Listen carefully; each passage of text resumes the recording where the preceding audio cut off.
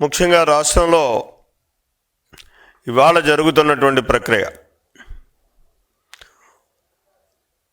కూటమి ప్రభుత్వం ఏర్పడ్డ దగ్గర నుంచి ఇటు అభివృద్ధిని అటు సంక్షేమాన్ని సమపాళ్లలో నడిపించుకుంటూ ప్రజా మన్ననలు పొందుతూ ఒక మంచి ప్రభుత్వంగా పేరు తెచ్చుకుంటూ ముందుకెళ్తున్నటువంటి దీన్ని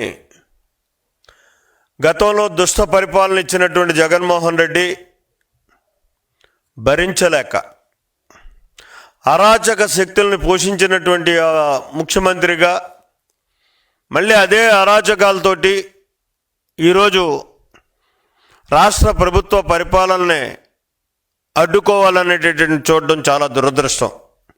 దీన్ని చాలా తీవ్రంగా ఖండిస్తున్నాం. దీనికి ఉదాహరణ ఒకటే, జగన్మోహన్ రెడ్డి 4 పర్యాయాలు బయటకు వచ్చాడు ఈ సంవత్సర కాలంలో. పొదలిలో జరిగినటువంటి కార్యక్రమం, అరాచక శక్తుల యొక్క అరాచకం ఏ రకంగా జరిగిందో అక్కడ మనం చూసాం. కేవలం సంవత్సరం క్రితం ఎన్నికల ముందు బెట్టింగ్తో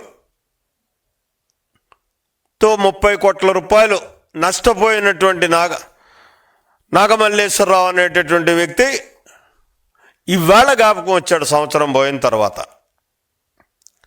జ్ఞాపకం వచ్చి అతన్ని పరామర్శించడానికి వెళ్ళినటువంటి సందర్భంలో సృష్టించినటువంటి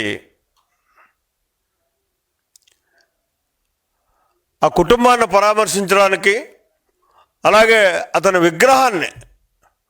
విగ్రహం అంటే ఏదో మహనీయుల విగ్రహాలు పెట్టుకుంటాం, కానీ మరి ఒక బెట్టింగ్లో ప్రాణాలు కోల్పోయినటువంటి ఒక అరాచక విధానంతో నడిచేటటువంటి వ్యక్తి యొక్క విగ్రహాన్ని జగన్మోహన్ రెడ్డి ప్రారంభించడానికి వెళ్ళడమే ఒక శోచనీయం.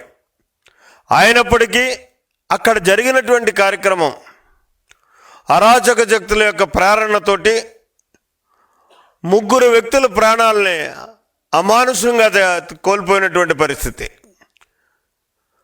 డైరెక్ట్గా తన వాహనం కిందే ఒక వ్యక్తి పడి మరణిస్తే దారుణంగా పక్కకు లాగేసి వెళ్ళిపోయినటువంటి పరిస్థితి. తనకు తెలియలేదంటాడు. ఉన్నది ఎక్కడ కూర్చుంటాడండి? కారులోనే కదా ఉంటాడు. మరి ఆ ఉన్నటువంటి వ్యక్తికి రాయి ఎక్కితేనే ఏదో ఎక్కింది అని చెప్పేసి మనం గ్రహించేటటువంటి పరిస్థితి ఉంటుంది. ఒక పక్క నుంచి కార్యకర్తలు గోల పెడుతున్నారు, మనిషి చనిపోతాం, మనిషి మీద కారు ఎక్కేసిందని చెప్పేసి దారుణంగా దౌర్జన్యంగా ఎక్కడా కూడా నిర్దాక్షిణ్యంగా కారుని ఆపకుండా వెళ్ళిపోయి తను కార్యక్రమం చేసుకుని వచ్చినటువంటి పరిస్థితి. ఇక్కడ ఈ సింగయ్య అనేటటువంటి వ్యక్తి మరి వైఎస్ఆర్ కాంగ్రెస్ పార్టీ కార్యకర్త. తన కార్యకర్త అక్కడికి వచ్చిన వాళ్ళు వైఎస్ఆర్ కాంగ్రెస్ పార్టీ కార్యకర్తలే ఉంటారు. అటువంటిది తన కార్యకర్త కారు కింద పడి చనిపోతే దిగి ఎలా ఉందో చూసి హాస్పిటల్కి పంపించుంటే అతను బతికుండేవాడు. ఇంకొక 2 ప్రాణాలు కాపాడే పరిస్థితి ఉండను. ఎంత అమానుషం అంటే అతనికి మరి రూల్ తెలియదా, పరిస్థితులు అర్థం కావా? నాకైతే నేనే ముందు అనేటటువంటి విధానంతో వెళ్ళేటటువంటి స్వభావం కలిగేటటువంటి జగన్మోహన్ రెడ్డి ఒక హార్ట్ అటాక్ వచ్చినటువంటి పేషెంట్ని అంబులెన్స్లో తీసుకెళ్తుంటే అంబులెన్స్ను కూడా గుర్తించకుండా, దారి ఇవ్వకుండా అమానుషంగా ఈ అరాచక శక్తులు వ్యవహరించినటువంటి తీరులో ఒక అమాయక ప్రాణి, చాలా చిన్న వయసు పాపం, అతను చనిపోయినటువంటి పరిస్థితి. మరి ఇటువంటి పరిస్థితుల్లో తిరిగి అతను చెప్తాడు ఇవాళ, అబ్బాయి నేను 10 లక్షల రూపాయలు ఇచ్చేశాను, నాకు తెలియలేదు అంటే అతను చనిపోయాడని తెలియలేదా? కారు ఎక్కలేదని తెలియలేదా? నీ వెహికల్ కింద పడ్డాడని ఒప్పుకుంటున్నావు, 10 లక్షల రూపాయలు నువ్వు కాంపన్సేషన్ ఇచ్చేస్తే సరిపోయిందా?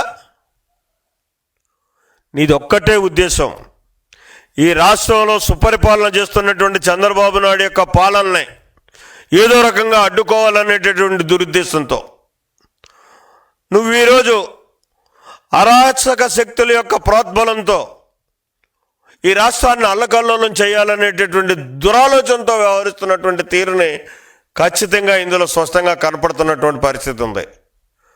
అందుకోసం ఈవేళ నేను ఒకటే కోరుతున్నా, వివిధ కేసుల్లో జగన్మోహన్ రెడ్డి ఏదైతే బెయిల్ మీద ఉన్నాడో ఇటువంటి కార్యక్రమాలు భవిష్యత్తులో జరగకుండా ఈ రాష్ట్రం ప్రశాంత వాతావరణంలో ఉండాలనుకుంటే అరాచక శక్తులను ప్రోత్సహించేటటువంటి ఈ అరాచక వ్యక్తిని ఖచ్చితంగా బెయిల్ రద్దు చేయాల్సినటువంటి అవసరం ఉంది. దాన్ని ఇవాళ కోర్టు సుమోటోగా తీసుకుని ఈ వ్యవహారాన్ని అన్నింటినీ కూడా పరిశీలన చేసి అతను బెయిల్, జగన్మోహన్ రెడ్డి బెయిల్ మాత్రం రద్దు చేయాలని చెప్పేసి డిమాండ్ చేస్తున్నాను. అంతేకాకుండా ప్రజాస్వామ్యవాదులు ఈవేళ గలవెత్తవలసినటువంటి అవసరం ఉంది, బాధ్యత తీసుకోవాల్సినటువంటి అవసరం ఉంది. ఇటువంటి అరాచకం ఈ రాష్ట్రంలో జరగకుండా చూసుకోవాల్సినటువంటి బాధ్యత ప్రజాస్వామ్యవాదుల మీద ఉంది. మరి ప్రజాస్వామ్యవాదులారా, మిమ్మల్ని ఒక్కటే కోరుతున్నాను నేను, మీరు కూడా బాధ్యత తీసుకొని జగన్మోహన్ రెడ్డి యొక్క బెయిల్ను రద్దు చేయడానికి మీ